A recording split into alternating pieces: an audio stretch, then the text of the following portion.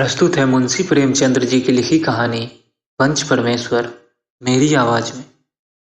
जुम्मन शेख अलगू चौधरी में गाढ़ी मित्रता थी। साझे में खेती होती थी, कुछ लेन देन में भी साझा था। एक को दूसरे पर अटल विश्वास था। जुम्मन जब हज करने गए थे तब अपना घर अलगू को सौंप गए थे और अलगू जब कभी बाहर जाते तो जुम्मन पर अपना घर छोड़ देते थे। उनमें न खान पान का व्यवहार था, न धर्म का नाता, केवल विचार मिलते थे। मित्रता का मूल मंत्र भी यही है। इस मित्रता का जन्म उसी समय हुआ जब दोनों मित्र बालक ही थे और जुम्मन के पूज्य पिता जुमराती उन्हें शिक्षा प्रदान करते थे। अलगू ने गुरुजी की बहुत सेवा की थी, खूब प्याले धोए। उनका हुक्का एक क्षण के लिए भी विश्राम न लेने पाता था, क्योंकि प्रत्येक चिलम अलगू को आध घंटे तक किताबों से अलग कर देती थी। अलगू के पिता पुराने विचारों के मनुष्य थे।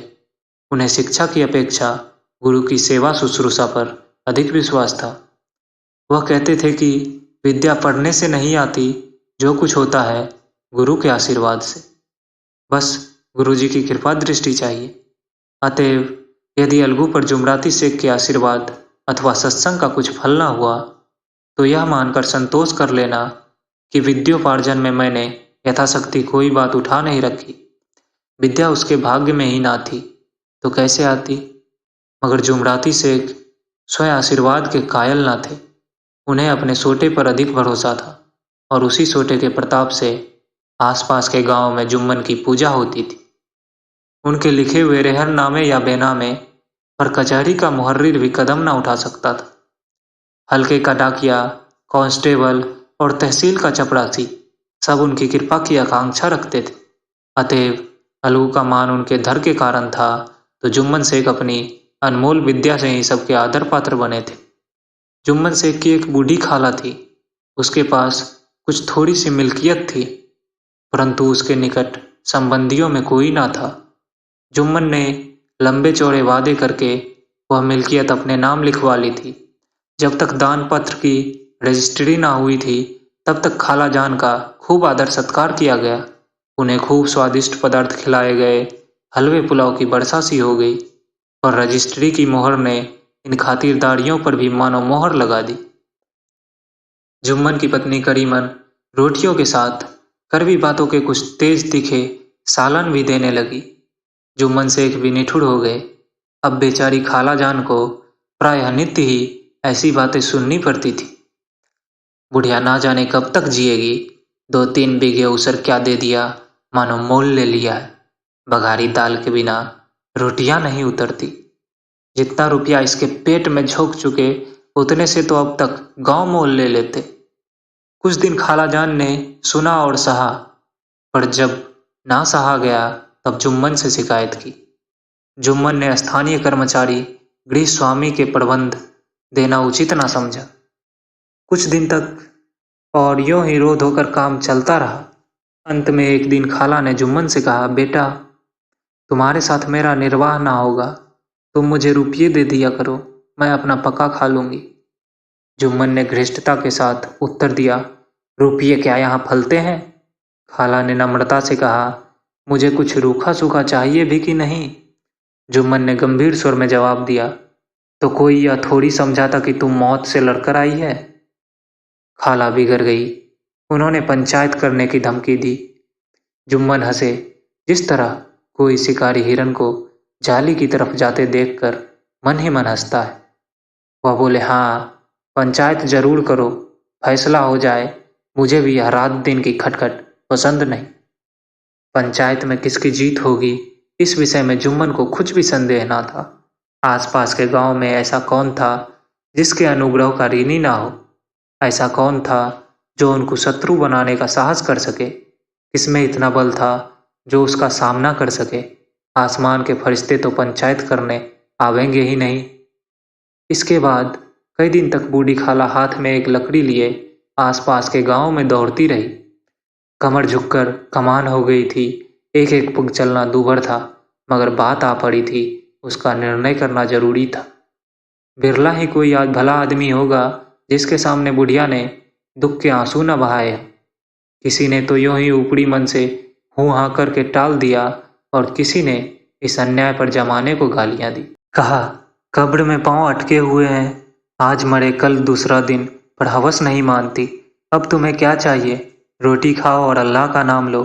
तुम्हें अब खेती बाड़ी से क्या काम है?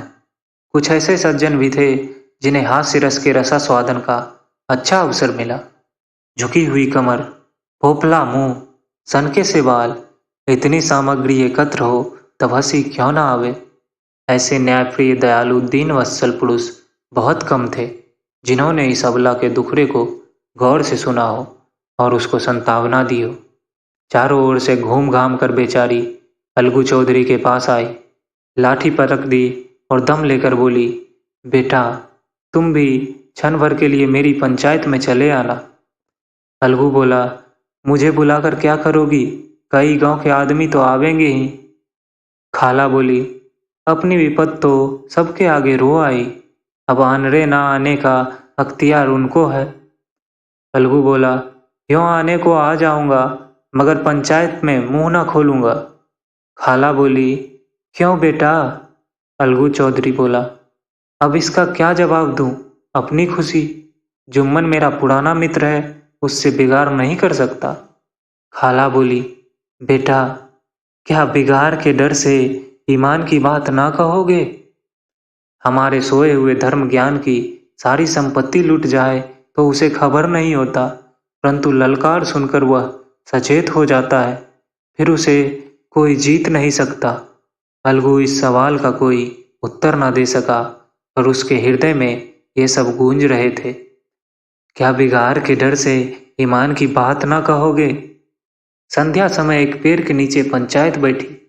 शेख जुम्मन ने पहले से ही फर्श बिछा रखा था। उन्होंने पान, इलायची, हुक्के, तंबाकू आदि का प्रबंध भी किया था।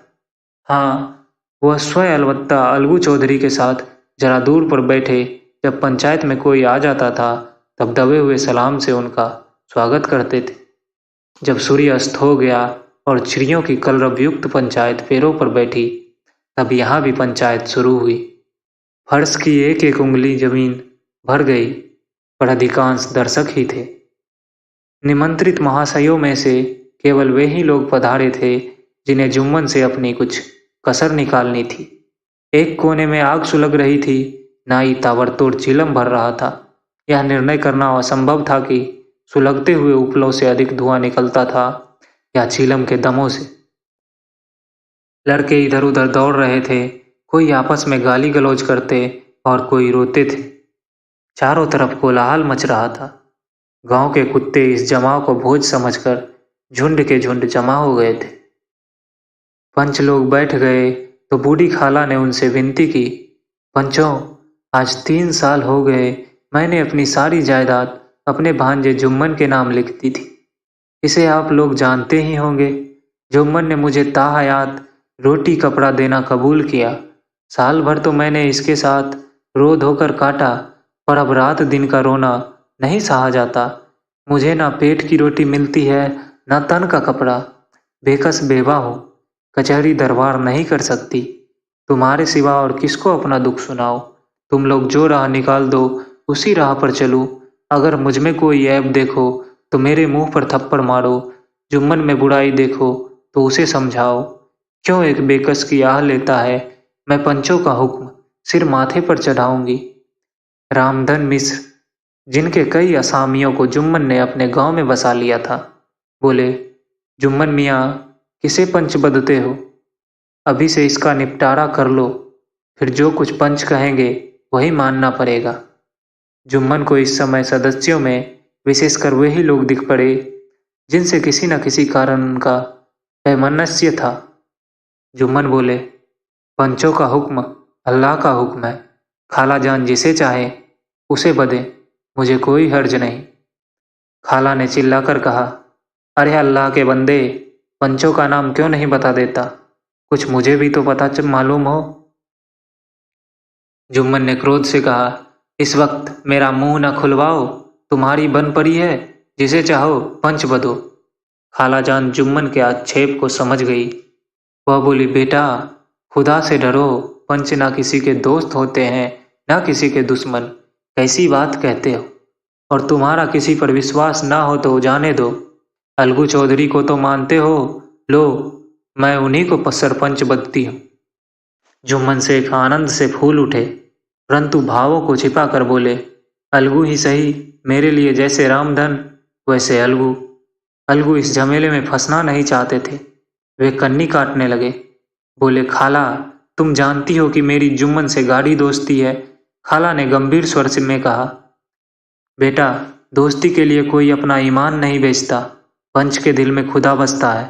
पंचों के मुंह से जो बात निकलती है वह खुदा की तरफ से निकलती है। अलगू चौधरी सरपंच हुए। रामधन मिश्र और जुम्मन के दूसरे विरोधियों ने बुढ़िया को मन में बहुत कोसा। अलगू चौधरी बोले, शेख जुम्मन, हम और तुम पुराने दोस्त हैं। जब काम पड़ा तुमने हमारी मदद की है और हम भी जो कुछ बन पड़ा तुम्हारी सेवा करते रहे हैं। मगर इस समय तुम और बूढ़ी खाला दोनों हमारी निगाह में बराबर हो। तुमको पंचों से जो कुछ अर्ज करनी है वो करो। जुम्मन को पूरा विश्वास था कि अब बाजी मेरी है। अलगू यह सब दिखावे की बातें कर रहा है, अतएव शांतचित्त होकर बोले, पंचों 3 साल हुए खाला जान ने अपनी जायदाद मेरे नाम हिब्बा कर दी थी। मैंने उन्हें ताहयात खाना कपड़ा देना कबूल किया था। खुदा गवाह है, आज तक मैंने खाला जान को कोई तकलीफ नहीं दी। मैं उन्हें अपनी माँ के समान समझता हूँ। उनकी खिदमत करना मेरा फर्ज है। मगर औरतों में जरा अनबन रहती है, उसमें मेरा क्या बस है। खाला जान मुझसे माहवार खर्च अलग मांगती है। जायदाद जितनी है वह पंचों से छिपी नहीं। उससे इतना मुनाफा नहीं होता है कि माहवार खर्च दे सकूं।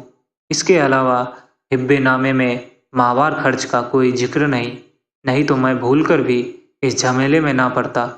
बस मुझे यही कहना है, आइंदा पंचों का इख्तियार है, जो फैसला चाहे करें। अलगू चौधरी को हमेशा कचहरी से काम पड़ता था, अतएव वह पूरा कानूनी आदमी था। उसने जुम्मन से जीरा शुरू की। एक एक प्रश्न जुम्मन के हृदय पर हथौड़ी की तरह चोट करता था।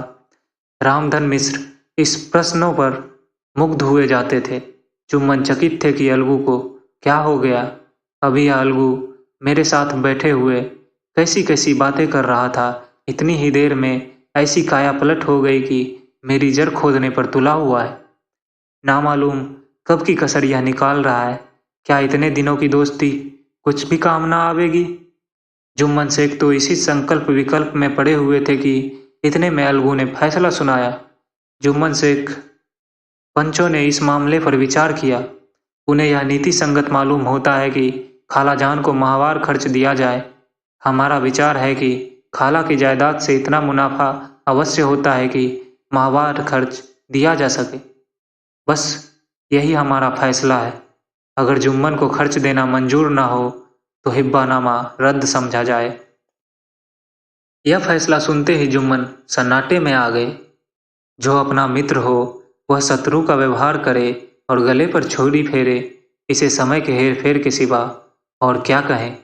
जिस पर पूरा भरोसा था उसने समय पड़ने पर धोखा दिया। ऐसे ही अवसरों पर झूठे सच्चे मित्रों की परीक्षा की जाती है। यही कलयुग की दोस्ती है। अगर लोग ऐसे कपटी धोखेबाज ना होते तो देश में आपत्तियों का प्रकोप क्यों होता। यह हैजा प्लेग आदि व्याधियां दुष्कर्मों के ही तो दंड हैं। मगर रामधन मिश्र और अन्य पंच अलगू चौधरी की इस नीति परायणता को प्रशंसा जी खोलकर कर रहे थे। वे कहते थे, इसका नाम पंचायत है। दूध का दूध और पानी का पानी कर दिया। दोस्ती दोस्ती की जगह है, किंतु धर्म का पालन करना मुख्य है। ऐसे ही सत्यवादियों के बल पर पृथ्वी ठहरी है, नहीं तो वह कब की रसातल को चली जाती। इस फैसले ने अलगू और जुम्मन की दोस्ती की जड़ हिला दी। अब वे साथ साथ बातें करते नहीं दिखाई देते। इतना पुराना मित्रता रूपी वृक्ष सत्य का एक झोंका भी न सह सका। सचमुच वह बालू की ही जमीन पर खड़ा था। उनमें अब शिष्टाचार का अलग व्यवहार होने लगा। एक दूसरे की आवभगत ज्यादा करने लगा। वे मिलते जुलते थे, मगर उसी तरह जैसे तलवार से ढाल मिलती है। जुम्मन के चित्त में मित्र की कुटिलता आठों पैर खटका करती थी। उसे हर घड़ी यही चिंता रहती थी कि किसी तरह बदला लेने का अवसर मिले। अच्छे कामों की सिद्धि में बड़ी देर लगती है, परंतु बुरे कामों की सिद्धि में यह बात नहीं होती। जुम्मन को भी बदला लेने का अवसर जल्द ही मिल गया। पिछले साल अलगू चौधरी बटेसर से बैलों की एक बहुत अच्छी गोई मोल लाए थे। बैल पछाई जाति के सुंदर बड़े बड़े सींगों वाले थे। महीनों तक आसपास के गांव के लोग दर्शन करते रहे। देवयोग से जुम्मन की पंचायत के 1 महीने के बाद इस जोड़ी का एक बैल मर गया।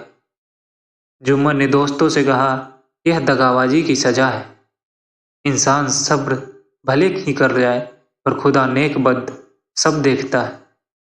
अलगू को संदेह हुआ कि जुम्मन ने बैल को विष दिला दिया है। चौधराइन ने भी जुम्मन पर ही इस दुर्घटना का दोषारोपण किया। उसने कहा जुम्मन ने कुछ कर करा दिया है। चौधराइन और करीमन में इस विषय पर एक दिन खूब ही वाद विवाद हुआ। दोनों देवियों ने शब्द बाहुल्य की नदी बहा दी। व्यंग्य, व्युक्ति, अनुयोक्ति और उपमा आदि अलंकारों में बातें हुई। जुम्मन ने किसी तरह शांति स्थापित की। उन्होंने अपनी पत्नी को डांट डपट कर समझा दिया। वह उसे उस रणभूमि से हटा भी ले गए। उधर अलगू चौधरी ने समझाने बुझाने का काम अपने तर्कपूर्ण सोटे से किया। अब अकेला बैल किस काम का? उसका जोर बहुत ढूंढा गया, पर ना मिला। निदान यह सलाह ठहरी कि इसे बेच डालना चाहिए। गांव में एक समझू साहू थे। वह इक्का गाड़ी हाँकते थे। गांव के गुड़ घी लाद कर मंडी ले जाते, मंडी से तेल नमक भर लाते और गांव में बेचते। इस बैल पर उनका मन लहराया। उन्होंने सोचा, यह बैल हाथ लगे तो दिन भर में बेखटके 3 खेप हो। आजकल तो एक ही खेप में लाले पड़े रहते हैं। बैल देखा, गाड़ी में दौड़ाया, बाल भौड़ी की पहचान कराई, मोल तोल किया और उसे लाकर द्वार पर बांध दिया। 1 महीने में दाम चुकाने का वादा ठहरा। चौधरी को भी गरज थी ही, घाटे की परवाह न की। समझू साहू ने नया बैल पाया तो लगे उसे रगेदने। वह दिन में 3-3, 4-4 खेपे करने लगे। ना चारे की फिक्र थी, ना पानी की, बस खेपों से काम था।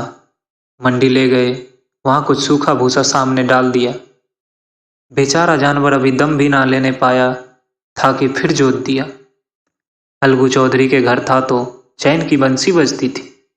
बैलराम छठे छमाहे कभी बहली में जोते जाते थे। खूब उछलते कूदते और कोसों तक दौड़ते चले जाते थे। वहाँ बैलराम का रातिब था। साफ पानी, दली हुई अरहर की दाल और भूसे के साथ खल्ली, और यही नहीं, कभी कभी घी का स्वाद भी चखने को मिल जाता था। शाम सवेरे एक आदमी खराड़े करता, पोंछता और सहलाता था। कहाँ वह सुख चैन, कहाँ यह 8 पहर कहीं खपत। महीने भर ही में वह पिस सा गया। इक्के का यह जुआ देखते ही उसका लहू सूख जाता था। एक एक पग चलना दूभर था। हड्डियां निकल आई थी, पर था वह पानीदार। मार की बर्दाश्त ना थी। एक दिन चौथी खेप में साहू जी ने धुन्ना बोझ लादा।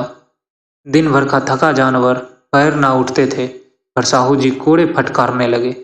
बस फिर क्या था, बैल कलेजा तोड़ कर चला। कुछ दूर दौड़ा और चाहा कि जरा दम ले लूं, पर साहू जी को जल्द पहुंचने की फिक्र थी। अतएव उन्होंने कई कोड़े बड़ी निर्दयता से फटकारे। बैल ने एक बार फिर जोर लगाया, और अब की बार शक्ति ने जवाब दे दिया। वह धरती पर गिर पड़ा और ऐसा गिरा कि फिर ना उठा। साहू जी ने बहुत पीटा, टांग पकड़कर खींचा, नथनों में लकड़ी ठूस दी, पर कहीं मृतक भी उठ सकता था। तब साहू जी को कुछ शक हुआ। उन्होंने बैल को गौर से देखा, खोलकर अलग किया और सोचने लगे कि गाड़ी कैसे घर पहुंचे। बहुत चीखे चिल्लाए, पर देहात का रास्ता बच्चों की आंख की तरह सांझ होते ही बंद हो जाता है। कोई नजर न आया। आसपास कोई गांव भी ना था। मारे क्रोध के उन्होंने मरे हुए बैल पर और दुर्रे लगाए और कोसने लगे, अभागे, तुझे मरना ही था तो घर पहुंचकर मरता। ससुरा बीच रास्ते ही में मर रहा। अब गाड़ी कौन खींचे। इस तरह साहू जी खूब जले भुने। कई बोरे गुड़ और पीपे घी उन्होंने बेचे थे। 200-250 रुपये कमर में बंधे थे। इसके सिवा गाड़ी पर कई बोरे नमक थे, अतएव छोड़कर जा भी ना सकते थे। लाचार बेचारे गाड़ी पर ही लेट गए। वहीं रतजग्गा करने की ठान ली। चिलम पी गया, फिर हुक्का पिया। इस तरह साहू जी की आधी रात तक नींद को बहलाते रहे। अपनी जान में तो वह जागते ही रहे, पर पांव फटते ही जो नींद टूटी और कमर पर हाथ रखा तो थैली गायब। घबरा कर इधर उधर देखा तो कई कनस्तर तेल भी न डालत। अफसोस में बेचारे ने सिर पीट लिया और पछाड़ खाने लगा। प्रातःकाल रोते बिलखते घर पहुंचे।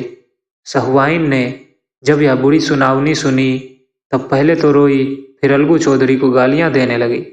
निगोरे ने कुछ ऐसा कुलक्षणी बैल दिया कि जन्म भर की कमाई लुट गई।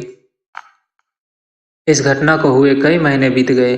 अलगू जब अपने बैल के दाम मांगते तब साहू और सहुआइन दोनों ही झल्लाए हुए कुत्ते की तरह चढ़ बैठते और अंड बंड बकने लगते। वाह, यहाँ तो सारे जन्म की कमाई लुट गई, सत्यानाश हो गया, इन्हें दामों की पड़ी है। मुर्दा बैल दिया था उस पर दाम मांगने चले, आंखों में धूल झोंक दी।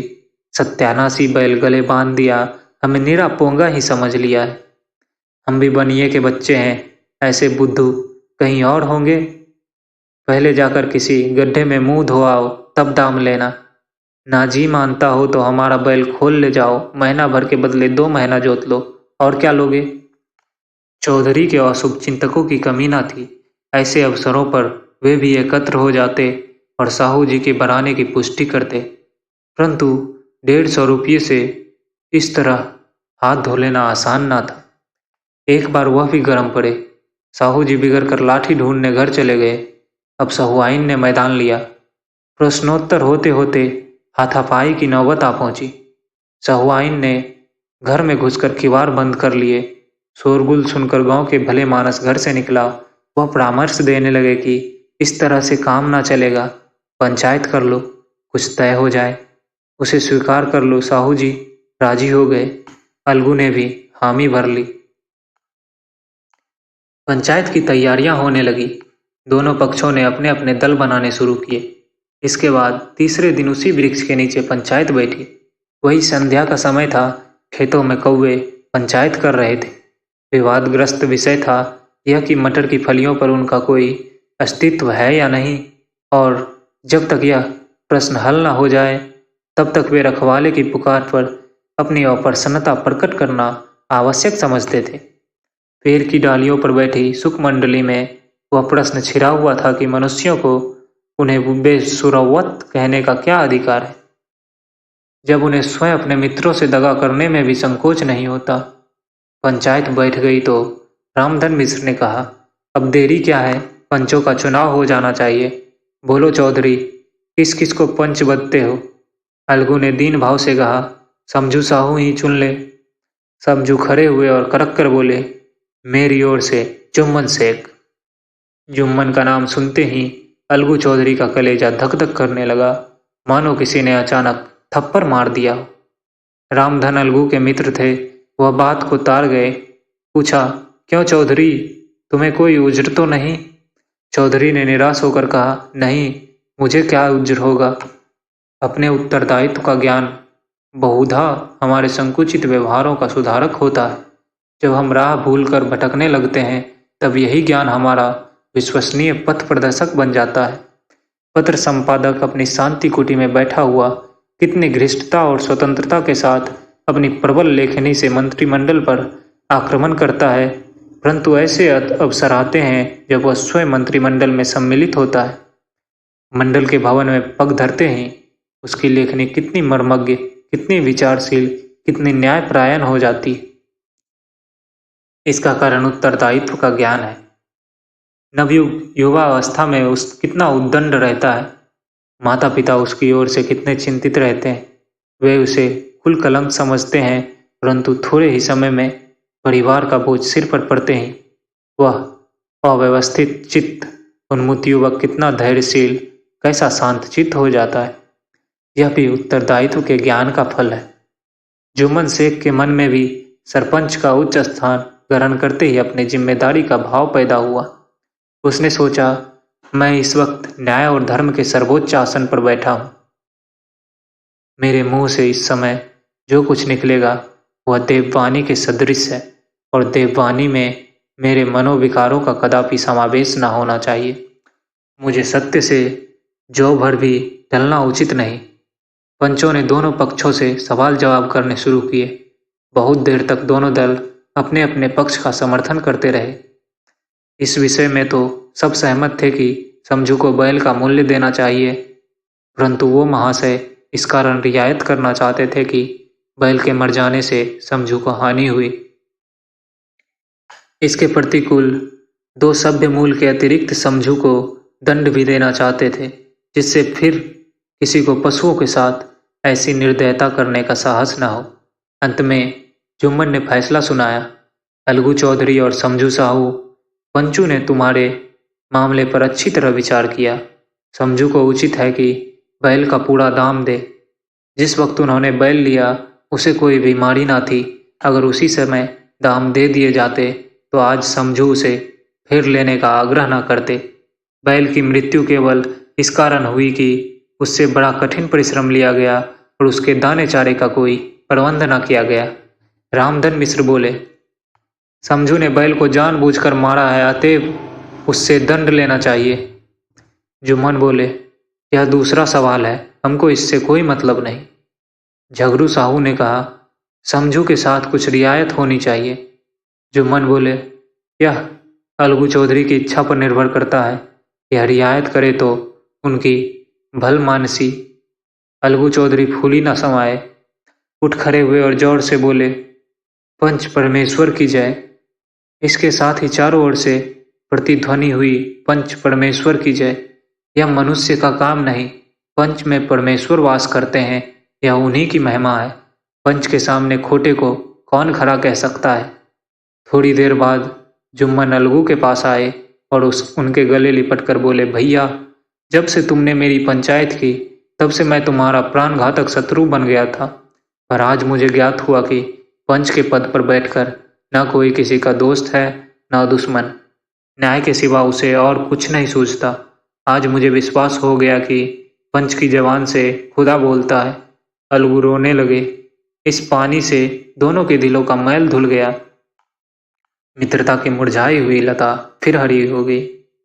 तो दोस्तों, अभी आप सुन रहे थे मुंशी प्रेमचंद्र जी की लिखी कहानी पंच परमेश्वर, मेरी आवाज़ में।